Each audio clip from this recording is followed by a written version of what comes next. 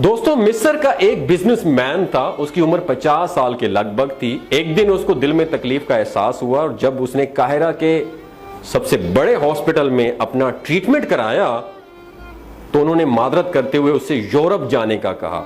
Europe में तमाम test मुकम्मल करने के बाद वहां के डॉक्टर्स ने उसे बताया कि तुम सिर्फ चंद दिन के मेहमान हो, क्योंकि तुम्हारा दिल काम करना छोड़ रहा है। वो शख्स बाईपास करवा कर मिस्र वापस आ गया और अपनी जिंदगी के बाकी दिन गिन गिन के गुजारने लगा।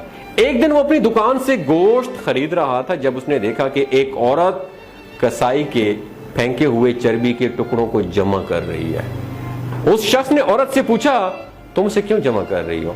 औरत ने जवाब दिया कि घर में बच्चे गोश्त खाने की जिद कर रहे थे।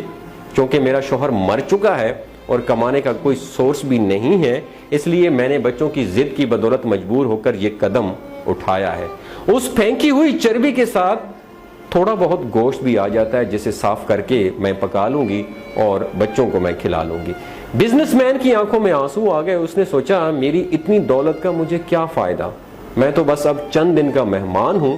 मेरी दौलत किसी गरीब के काम आ जाए, इससे अच्छा और क्या होगा। उसने उसी वक्त उस औरत को काफी सारा गोश्त खरीद के दे दिया और कसाई से कहा कि इस औरत को पहचान लो, ये जब भी आए और जितना भी गोश्त मांगे इससे आप फ्री में दे देना और पैसे मुझसे ले लेना। उस वाक़े के बाद वो शख्स अपनी रोजमर्रा के मामूलात में मसरूफ हो गया।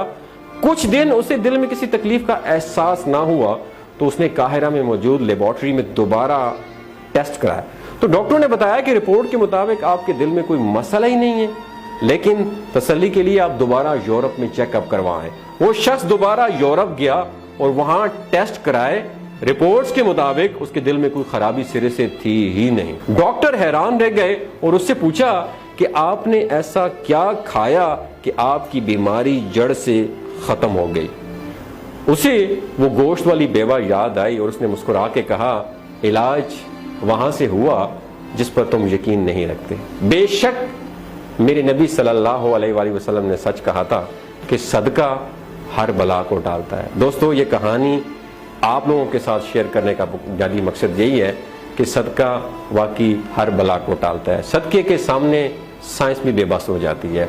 दोस्तों, इस पैगाम को दूसरों तक जरूर पहुंचाइए ताकि अल्लाह किसी की जिंदगी को आपके जरिए बदल दे। दोस्तों, आपने सदके के बारे में